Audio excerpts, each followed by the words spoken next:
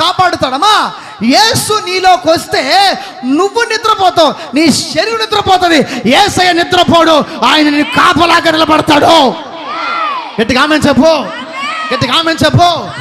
కొన్నిసార్లు బైక్లో డ్రైవింగ్ చేస్తూ ఉంటాం, కొన్నిసార్లు కారులో ప్రయాణం చేస్తూ ఉంటాం, కొన్నిసార్లు నిద్రపోతాం, డ్రైవింగ్లో నిద్రపోతాం, కొన్నిసార్లు గుద్దేసే దగ్గరికి వెళ్ళిపోతాం, టకాని మెలకం వస్తుంది, అబ్బా టకాని బ్రేక్ కొట్టేస్తాం.